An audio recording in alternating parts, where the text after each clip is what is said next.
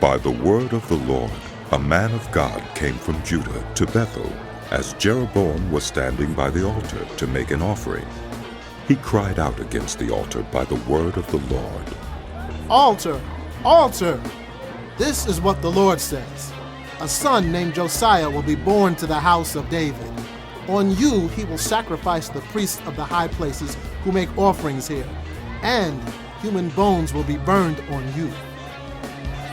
That same day, the man of God gave a sign. This is the sign the Lord has declared. The altar will be split apart, and the ashes on it will be poured out. When King Jeroboam heard what the man of God cried out against the altar at Beth-el, he stretched out his hand from the altar and said, "Seize him!"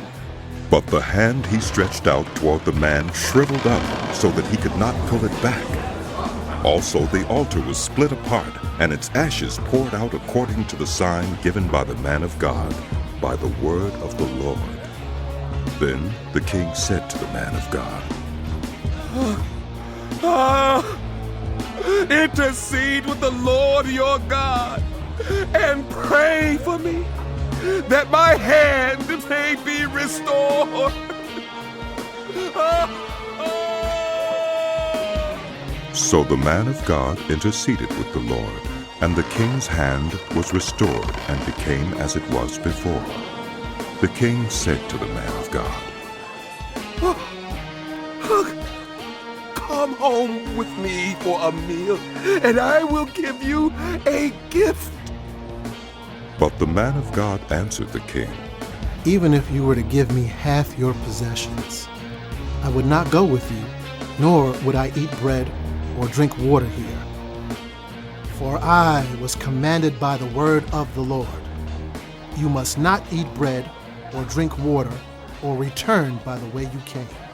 So he took another road and did not return by the way he had come to Beth-el.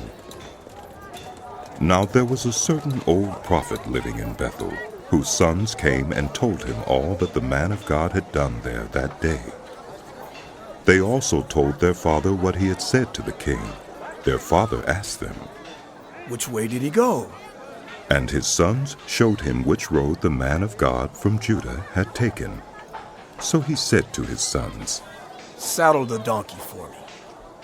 And when they had saddled the donkey for him, he mounted it and rode after the man of God. He found him sitting under an oak tree and asked, Are you the man of God who came from Judah? I am, he replied. So the prophet said to him, Come home with me and eat. The man of God said, I cannot turn back and go with you, nor can I eat bread or drink water with you in this place. I have been told by the word of the Lord, you must not eat bread or drink water there, or return by the way you came. The old prophet answered, I too am a prophet, as you are. And an angel said to me by the word of the Lord, Bring him back with you to your house, so that he may eat bread and drink water. But he was lying to him. So the man of God returned with him and ate and drank in his house.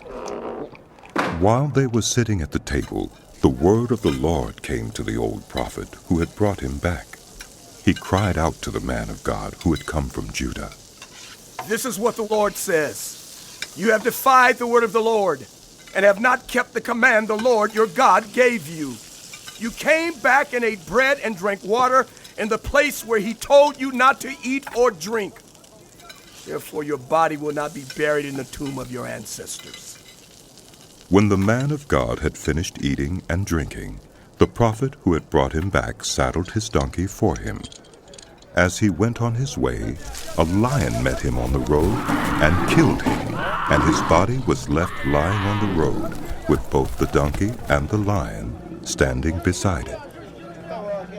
Some people who passed by saw the body lying there, with the lion standing beside the body, and they went and reported it in the city where the old prophet lived. When the prophet who had brought him back from his journey heard of it, he said, It is the man of God who defied the word of the Lord. The Lord has given him over to the lion, which has mauled him and killed him, as the word of the Lord had warned him. The prophet said to his sons, "Saddle the donkey for me." and they did so. Then he went out and found the body lying on the road, with the donkey and the lion standing beside it. The lion had neither eaten the body nor mauled the donkey. So the prophet picked up the body of the man of God, laid it on the donkey, and brought it back to his own city to mourn for him and bury him. Then he laid the body in his own tomb, and they mourned over him and said, "Alas, my brother!" After burying him, he said to his sons, "When I die, bury me in the grave where the man of God is buried. Lay my bones beside his bones. For the message he declared by the word of the Lord against the altar in Beth-el and against all the shrines on the high places in the towns of Samaria will certainly come true." Even after this, Jeroboam did not change his evil ways, but once more appointed priests for the high places from all sorts of people. Anyone who wanted to become a priest, he consecrated for the high places. This was the sin of the house of Jeroboam that led to its downfall and to its destruction from the face of the earth. At that time, Abijah, son of Jeroboam, became ill, and Jeroboam said to his wife, "Go, disguise yourself so you won't be recognized as the wife of Jeroboam. Then go to Shiloh. Ahijah the prophet is there, the one who told me I would be king over this people. Take 10 loaves of bread with you, some cakes and a jar of honey, and go to him. He will tell you what will happen to the boy." So Jeroboam's wife did what he said and went to Ahijah's house in Shiloh. Now Ahijah could not see. His sight was gone because of his age. But the Lord had told Ahijah, "Jeroboam's wife is coming to ask you about her son, for he is ill, and you are to give her such and such an answer. When she arrives, she will pretend to be someone else." So when Ahijah heard the sound of her footsteps at the door, he said, "Come in, wife of Jeroboam." "Why this pretense? I've been sent to you with bad news. Go tell Jeroboam that this is what the Lord, the God of Israel, says. I raised you up from among the people and appointed you ruler over my people Israel. I tore the kingdom away from the house of David and gave it to you. But you have not been like my servant David, who kept my commands and followed me with all his heart, doing only what was right in my eyes.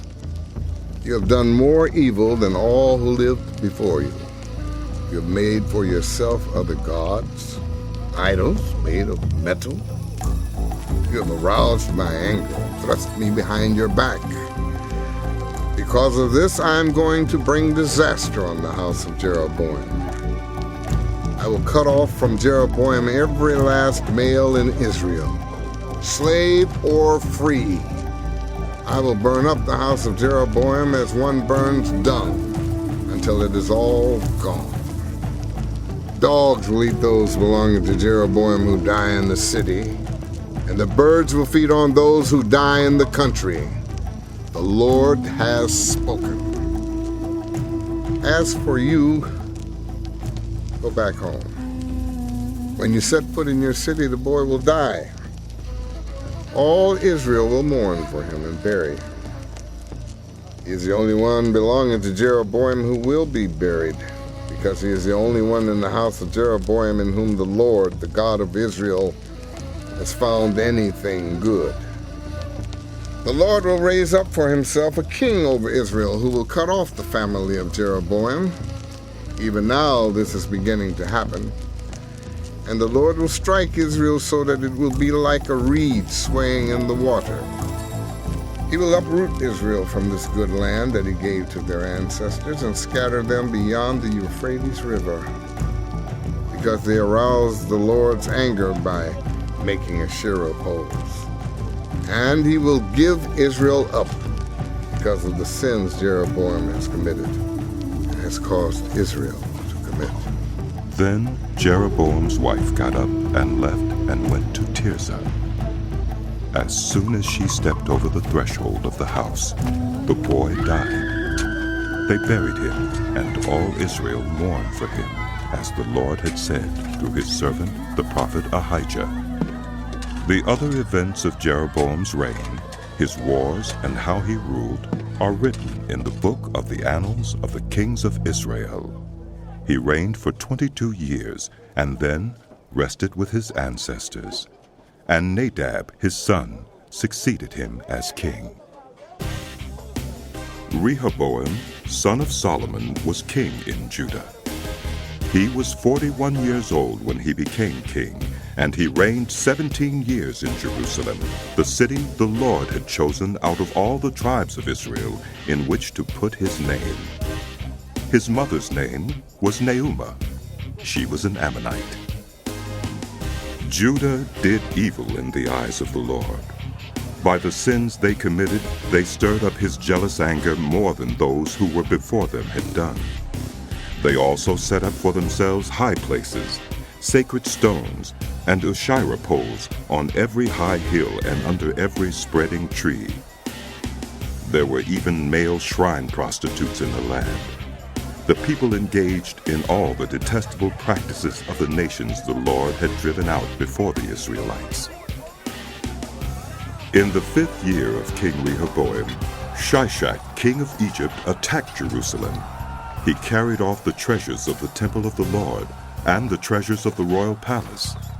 He took everything, including all the gold shields Solomon had made. So King Rehoboam made bronze shields to replace them, and assigned these to the commanders of the guard on duty at the entrance to the royal palace. Whenever the king went to the Lord's temple, the guards bore the shields, and afterward they returned them to the guard room. As for the other events of Rehoboam's reign, and all he did, are they not written in the book of the annals of the kings of Judah? There was continual warfare between Rehoboam and Jeroboam. And Rehoboam rested with his ancestors and was buried with them in the city of David. His mother's name was Naamah. She was an Ammonite.